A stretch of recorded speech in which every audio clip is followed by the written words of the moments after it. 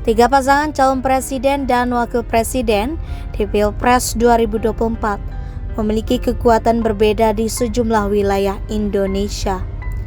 Merujuk hasil survei Poltreking Indonesia, pasangan Prabowo Subianto dan Gibran Rakabuming Raka sangat kuat di kawasan Indonesia bagian barat dan tengah, yaitu Pulau Sumatera, DKI Jakarta dan Banten, Kalimantan, Bali, Nusa Tenggara, dan Sulawesi.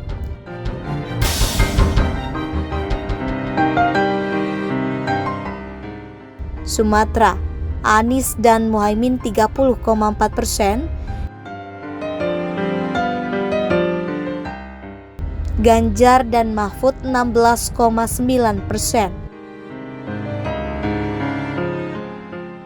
Prabowo dan Gibran 41,9%.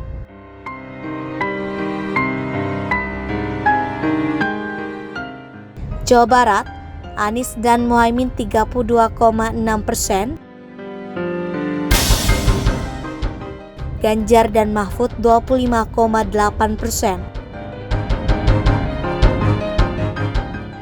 Prabowo dan Gibran 39,5%.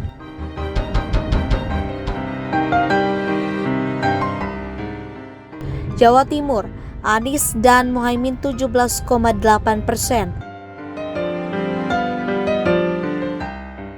Ganjar dan Mahfud 38,3%, Prabowo dan Gibran 41,7%.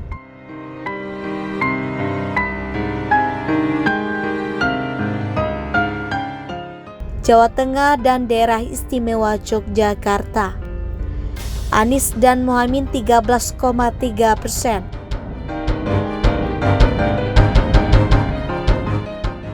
Ganjar dan Mahfud 53,3%, Prabowo dan Gibran 27,2%.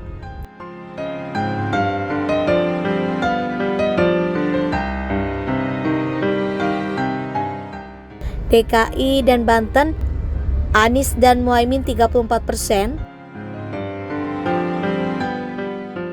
Ganjar dan Mahfud 19%, Prabowo dan Gibran 46%.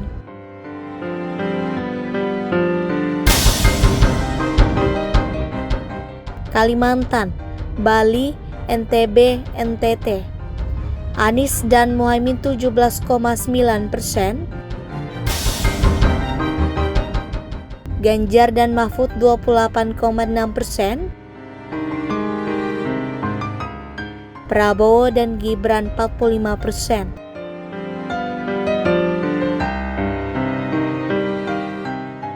Sulawesi, Anies dan Muhaimin 23,3%, Ganjar dan Mahfud 24,4%, Prabowo dan Gibran 48,9%.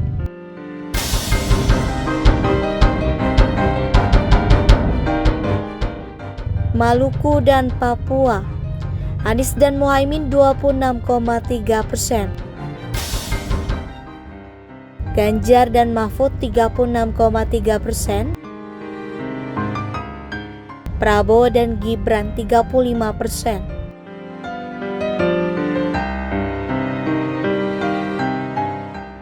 Survei Poltreking menggunakan metode pengambilan sampel multi-state random sampling dengan jumlah 1.220 responden. Survei memiliki margin of error kurang lebih 2,9% pada tingkat kepercayaan 95%.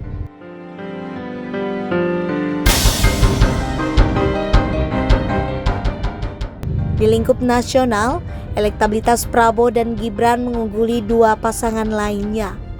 Survei Poltreking menyatakan elektabilitas Prabowo dan Gibran mencapai 40,2%. Diikuti Ganjar dan Mahfud dengan elektabilitas sebesar 30,1%. dan Anies dengan Muhaimin 24,4%. Ada 5,3% responden yang tidak menjawab.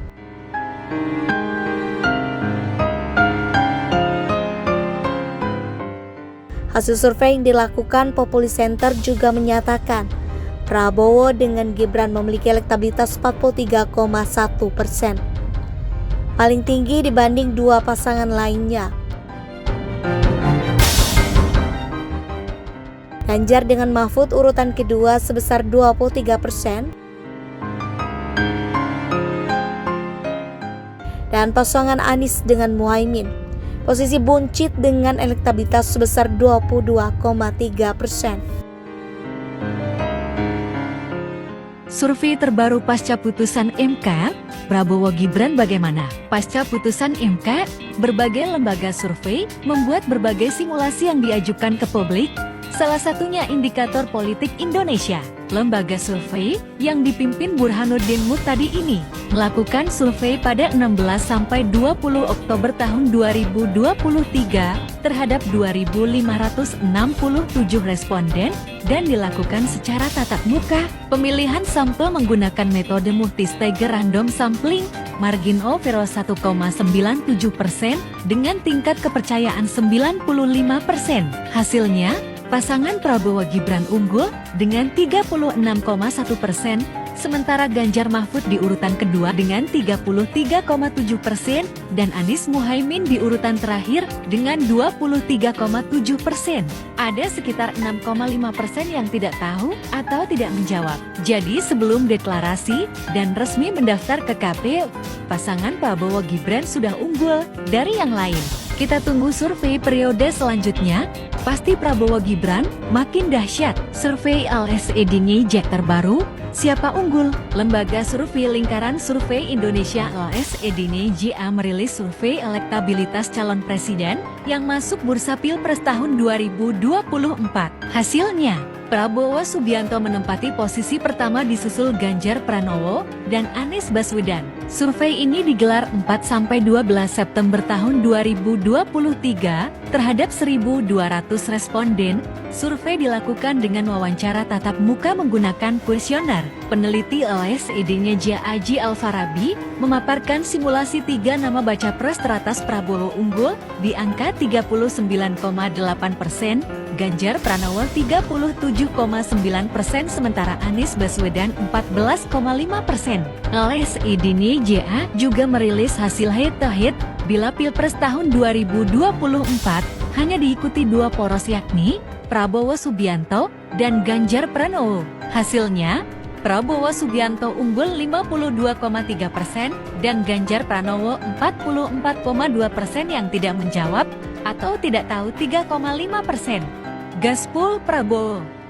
Ada berita seru nih dari Jatim terkait pemilu 2024. Menurut survei terbaru dari Arci, pasangan Prabowo Gibran memimpin dengan 40,1%. Diikuti oleh Ganjar Mahfud dengan 35,9% dan Anies Muhaimin dengan 22,2%. Menurut Direktur Arci, Baihaqi Siraj, faktor kunci di balik ini adalah bergabungnya Gibran. Loyalis Jokowi di Jatim mulai berpindah ke Prabowo. Jadi sebelumnya basis Jokowi, sekarang beralih ke Prabowo. Gimana caranya? Gibran anak Jokowi ternyata jadi poin krusial. Pendukung PDIP juga ada yang beralih ke Prabowo setelah Gibran jadi cawapres, terutama di Mataraman. Sekitar 33,7% pemilih PDIP lebih memilih Prabowo Gibran. Jadi ada pergeseran yang signifikan. Survei Indropol Prabowo unggul lagi, kita semua makin yakin sama Prabowo. Survei baru lagi dari Indopol nih guys dan sis. Cuman itu bang, gini.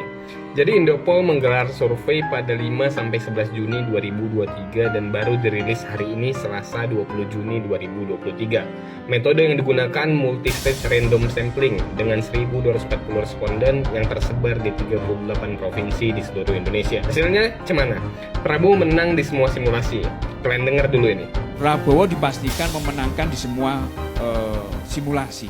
Simulasinya cemana? Pada top of mind, di mana responden ditanya siapa yang paling pantas menjadi presiden, Prabowo unggul dengan angka 24,68%, disusul Ganjar dengan 24,19% dan Anies dengan 20,40%. Ada nama-nama lain di bawah 5%. Pada simulasi 13 nama, Prabowo unggul dengan 28,79%, disusul Ganjar dengan 27,50%, dan di urutan terakhir Anies 23,87%.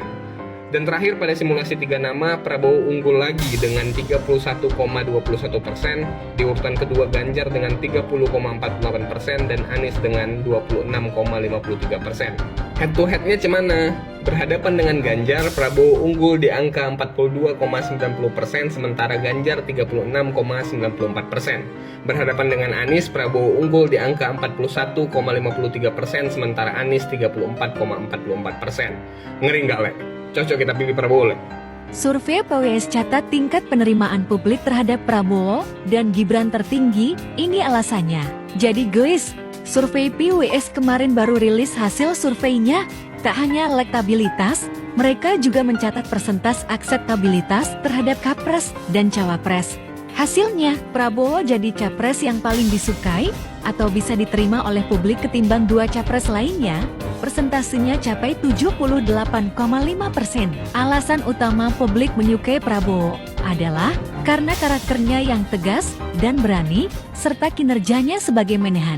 Gibran juga berhasil menyabet tingkat akseptabilitas publik tertinggi dengan persentase capai 70,5%. Alasan utama publik menyukai Gibran adalah karena Gibran dianggap mewakili generasi muda dan gaya politiknya yang santai. Wah, keren nih Capres Cawapres Koalisi Indonesia Maju. Jadi si paling disukai dan si paling mewakili generasi muda.